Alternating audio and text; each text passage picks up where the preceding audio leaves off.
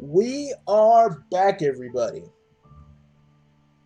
after a long look at various things, not dealing with and not looking at Roxy Lalonde in the least on Google at all or Rule 34 because that's totally not what we were doing. Yeah, completely, and not in separate rooms. Well, actually, we were totally doing that in separate rooms because, like, y'all think. Like, you guys think like a past and future self would be like, oh well, we're gonna just do our business around each other like it's normal. No, that's still weird.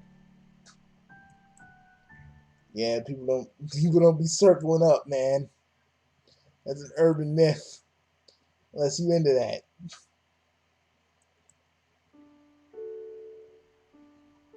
Okay, let's go. Yes,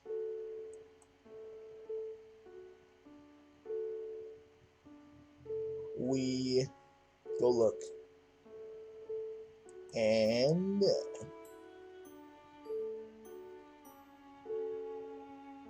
oh yeah, it's kind of cool. A blue line zigzags on one end like lightning. It looks like it makes you feel unsettled.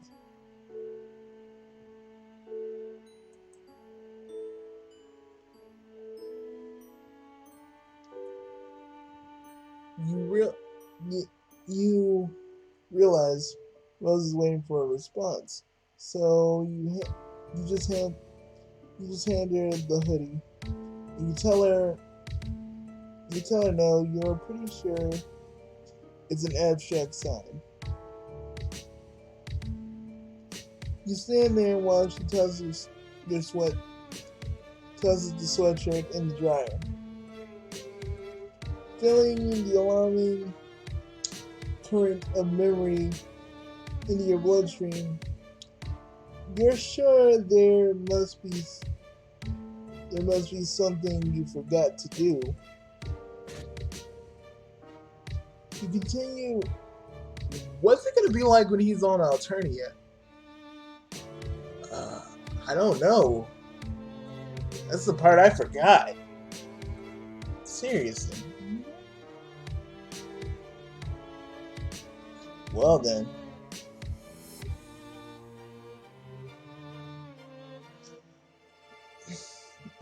Rose hits the dryer button and nothing happens. Fuck. She hits the button a few more times as that will make a difference when the power's out. She presses her thumb and forefinger against the bridge of her nose. Well, you aren't gonna fit into any of mine. She leads you down the dark hallway. Man, this house is pretty unreasonably huge. You ask Rose if a lot of people live here.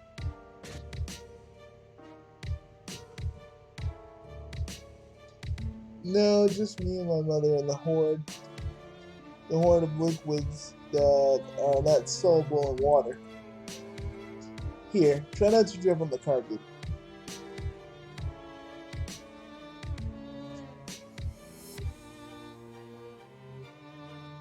You aren't you aren't sure how you're supposed to manage that, but okay. The room is large and dark, and when Rose parts the curtains, a flash of light illuminates for the bed for the bedpost for po- four po- four posters four bed four posters bed fuck. Illuminates four posters bed counter a long counter, a shelf covered head to toe, head to foot in bottles. Yep, that's a lot. That's a lot of liquor. Shit. This is a lot of booze. I'm not I'm not sure what you would want to wear, but this should work until the power comes back on and we can dry your clothes. Rose hands you a long silk robe. There he goes, wearing the robes again. Yep.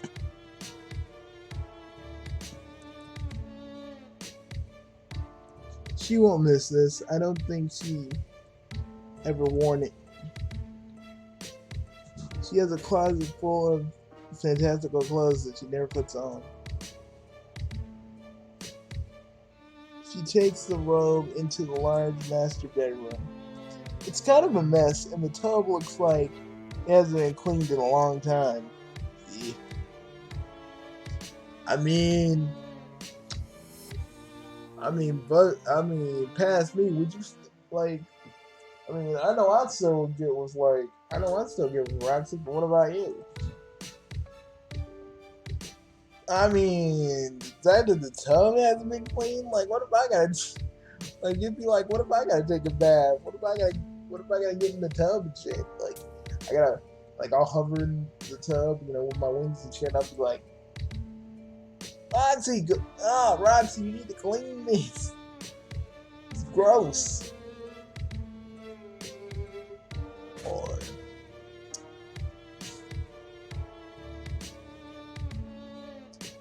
looking like your hoodie did.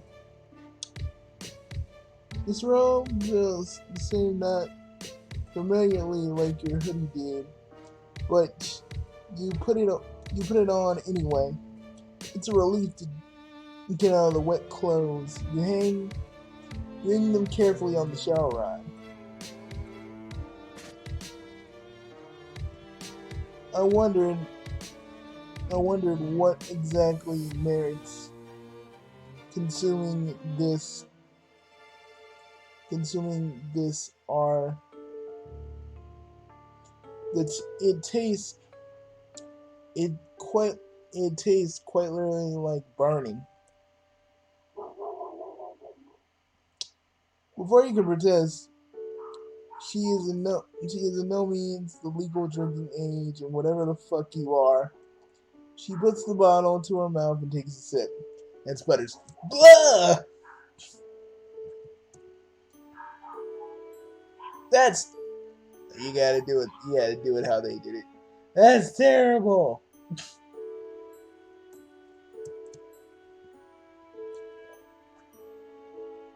You could have told her that drinking straight vodka isn't for the uninitiated, even fancy vodka. You take the bottle from her. She hesitates for a moment and then lets it go. Dang, so Rose would have became an alcoholic either way. Yep. That's fucking dark. I mean, almost like as dark as it is, but that's just dark. Like reality dark.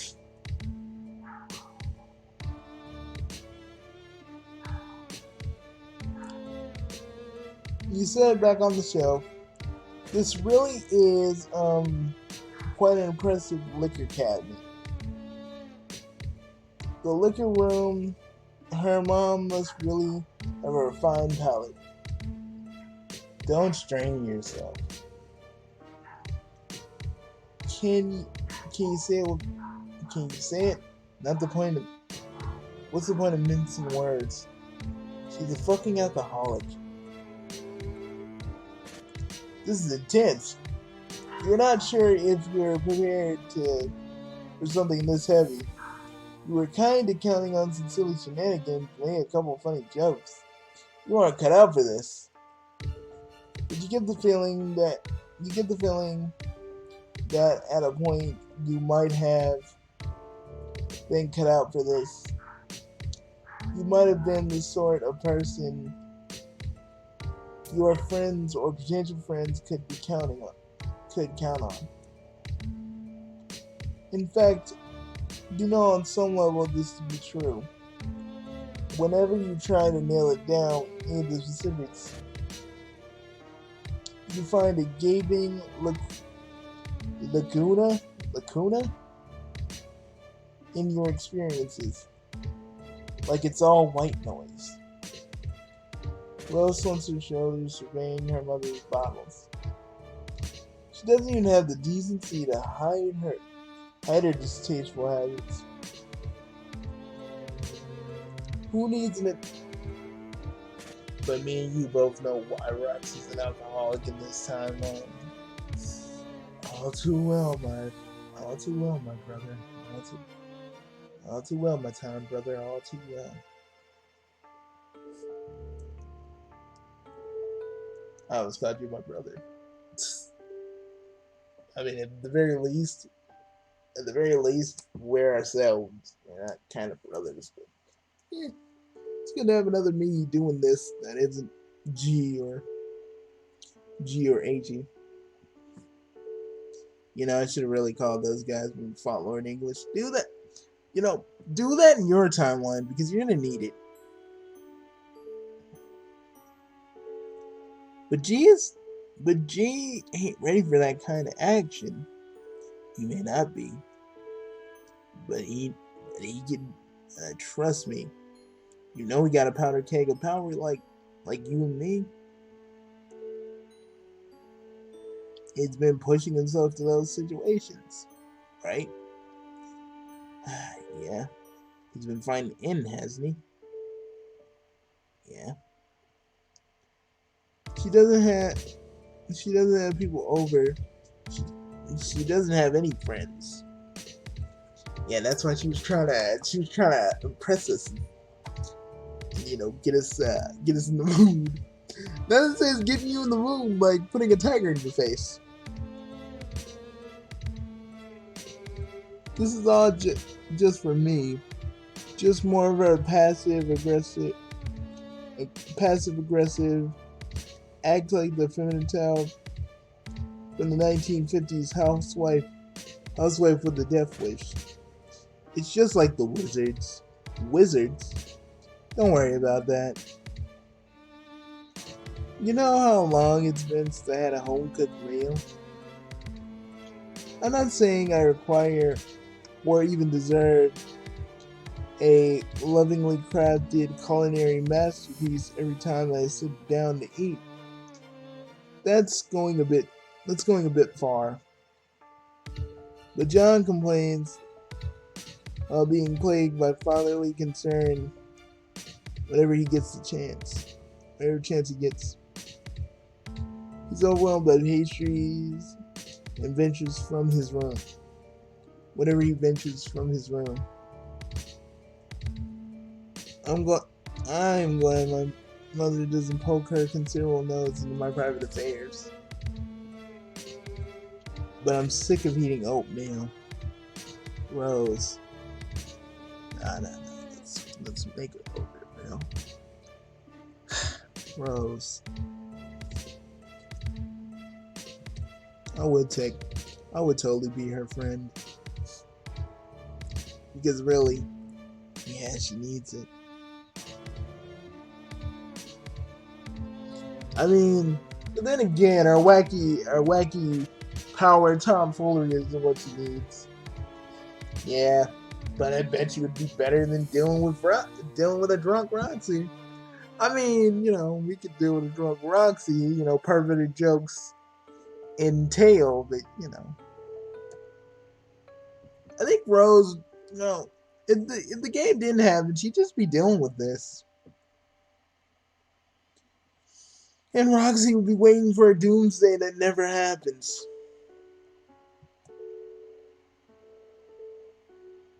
The implied sacrifices she made would have been in vain. She looks sad against the wall of bottles. You know how to fix this. You clench the thunder rolls. You clench your fist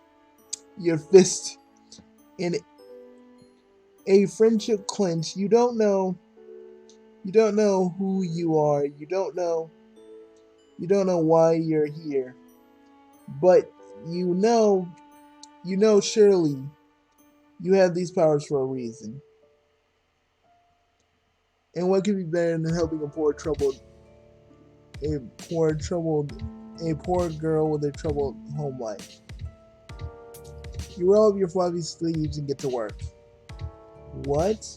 What are you doing? You start with the dark liquor first. In your experience, those cause the worst hangovers. And don't we know it, man?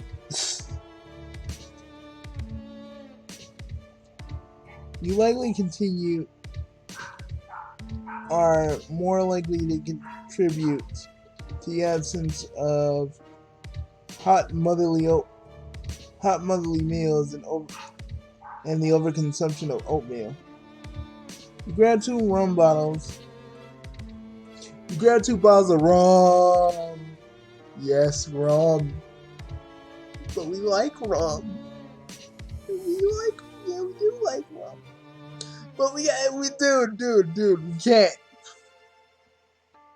Well, you know, you like it. I like it too. Okay, dude. Which I typed in one of your armpits. You zap out of the house into a clearing in the nearby woods a couple of hours ago. Before it started raining, you drop the bottles and go back for some more.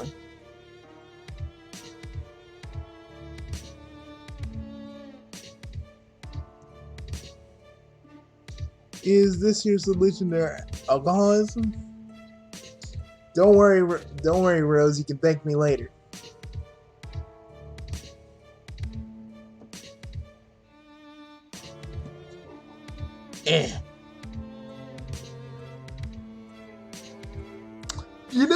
Maybe we should take the tequila. Yeah, not for any other reason than don't worry about it. Because if there's a way for me to stay in this timeline and everybody else without us being absorbed, how are you gonna do that? Oh, magic. All I'm just gonna do is work the timeline to where it's like you're just. Well, actually, I don't know. But maybe I can just shove you into a different timeline where you guys actually won the way you thought you were gonna win. Maybe not in the exact timeline, but a timeline that's closely connected to mine, so I can always come visit.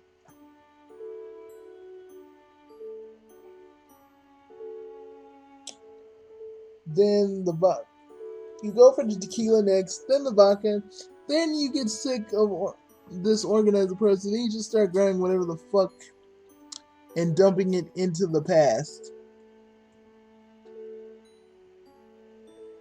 Rose watches this for a while, then she hops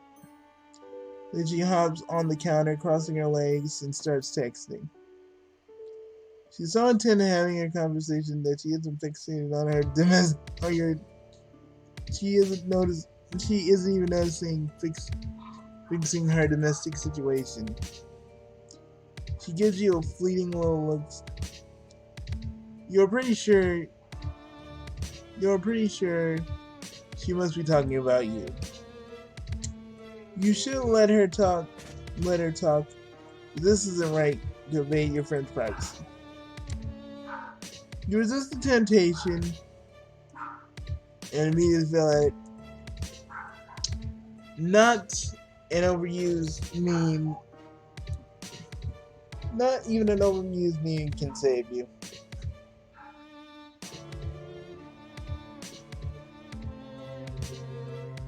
You zap behind her onto the counter where you spy her private correspondence. Oh, she's talking to Jade. But dude, it's before that. We can get past it. But Jade has a dog. We can't say it, man. We can say fuck, we can say shit, we can say all this words, but we can't say the word. Or it will summon unwanted attention. You don't mean. I do mean. Whitney, Wisconsin. Oh God.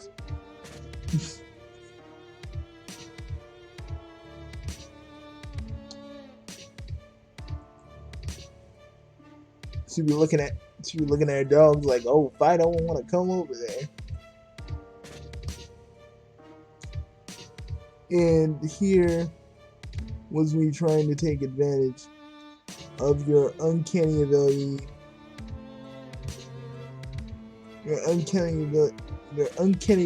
to make guesses verging on the prognostication. I am recently considering the revelation on magic. Man, these are lines from the actual tentacle therapist. Begin pestering, guarding ghostic. GG. Out of morbid curiosity to shine light on my future, I come with a metaphorical hat in hand to ask you to consult with your dream clouds.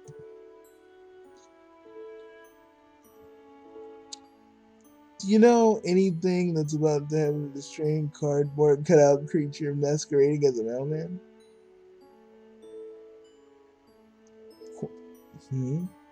Are you sleeping?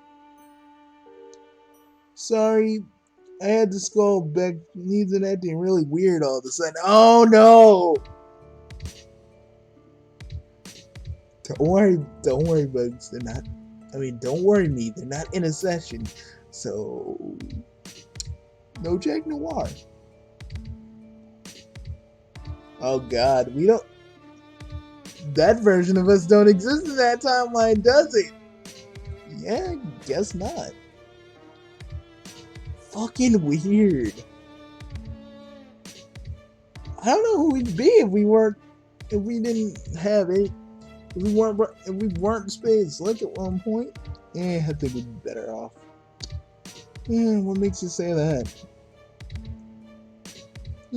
I'll tell you later. Currently emptying my mother's liquor cabinet. Attempts to prevent her from overindulging herself. Oh, are they drinking? No. They're just dropping it into the woods with their magic powers. Oh, I think Jade is gonna be like the hardest one because she's gonna be like, I don't know anything about you. I know everything that there is to know, but I don't know anything about you. This is weird. I feel like she's gonna be like that. Like when Jade like totally got one like her dead self and made that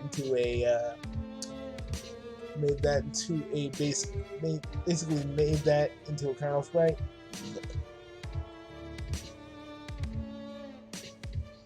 That might be something they like go buy more liquor, then that's something you do where you live. Well, not exactly. We live, I think the nearest boozery. It is a good 20-minute drive. I'm actually not sure where my mother got it all. She doesn't own a car, and as far as I know, it seems like she has the ability to just make things appear. I don't know anything about them. Sorry. And here I thought you'd take advantage of my uncanny ability to. Yeah, we already did. We already heard that.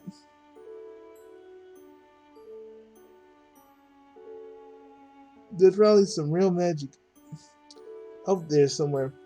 Yes, for instance, like the sort of spy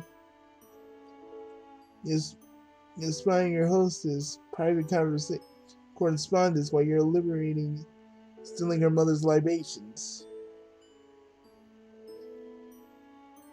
You freeze with the contrite happening. You reappear in front of Rose. She sets her phone down and props her chin with her delicate fists. You honestly don't know what got into you. You couldn't resist using your power for evil. Haven't you heard with great power comes great responsibility? Rose is right. She's totally right. You had this power for like a day and you still aren't used to the idea to be able to zap just all over the narrative. Clearly you did not appreciate the implications. Zapping of the narrative sounds potentially stressful. You bet you're incredibly stressed right now. Rose laughed. You apologize for some of my mom's drinks. That was kind of overzealous of you. No, actually, I thought it was hilarious. I've never been one for pranks. That's fallen more into John's wheelhouse. But there's nothing wrong with the occasional wrong in occasionally stepping outside one's comfort zone. Let's do the vodka next. The two of you working together to get the place cleared out as quick. You zap Rose along with you to the bright clearing in the field, and for a moment she stands in a sunbeam, blinking up at the cloudless sky. Her expression says she might not totally be convinced that any of this is happening. When the liquor has been transferred from the bedroom to the woods, and a big glittering dragon hoard of booze, you and Rose fall down next to it in a messy heap. You fall into the messy heap. Rose lowers herself, sitting on her knees, then her butt.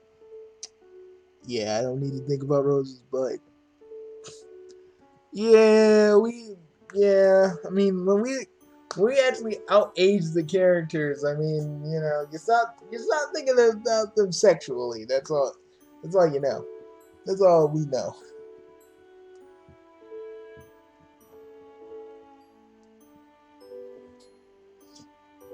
Probably to keep her skirt from getting dirty. You get the idea. Even though she lives in the middle of nowhere, she doesn't spend a ton of time outside. You tell her you're sorry again for spying on her correspondence with her green friend Gigi. You hope she isn't going to get in trouble with her mom. I'm unduly concerned. I'll tell her where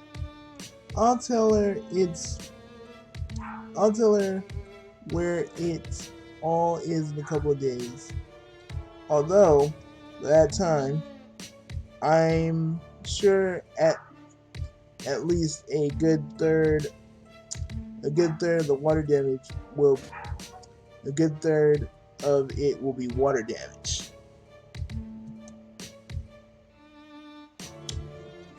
I'm sure this will have fantastic implications for our relationship, and not at all exacerbated by the emotional problems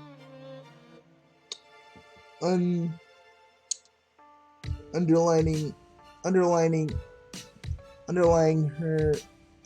her addiction. You laugh awkwardly, and now you're kind of feeling like an asshole.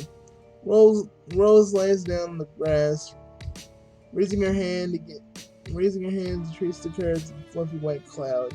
She closes her eyes. Perhaps this is just projection on my part, or wishful thinking.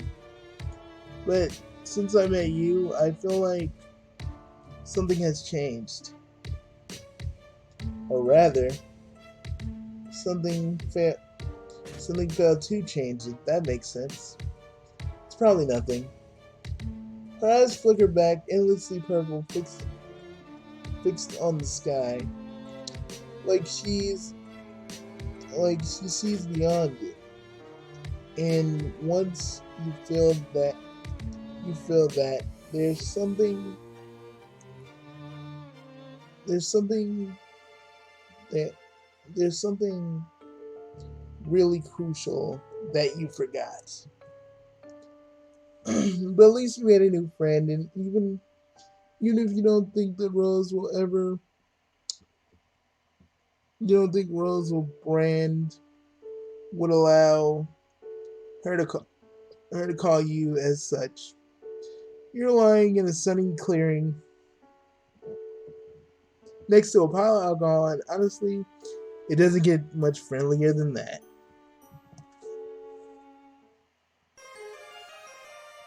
Buna? Okay, I think we're done here. Well, guys, we'll see you later. We both were gonna stream. It was gonna be a big thing. Like we were gonna surprise G and he was gonna freak out, but we'll do that tomorrow. It was gonna be great. Well, we'll see you guys later. We hope you enjoyed Pester Quest. We, before our timeline kind of merged with the Homestuck timeline.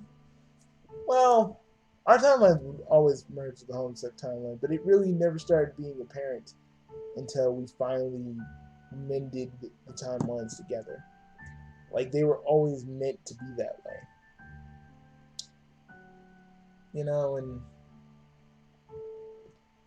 just reading all this stuff just reminds us of why we love the series and why we're glad that we found out that it was actually a part of our history, because we always felt like something about our collective past was always kind of a mystery, and now it's not anymore. Yeah, I think we can safely say that, yeah, we kind of missed Homestuck. Not the epilogue, just the way everything was before then. Not saying the epilogue doesn't have its smart moments, because it does, but it does have its pull your hair out moments. Well, next time we're going to visit Dave Strider, and Gamgee will probably be with us when that happens. Oh dear God, we have two of them. Yes, we do. And they're both probably going to get angry. Yes, they will. What are we going to do? I don't know. I fucking don't know. Holy shit, man.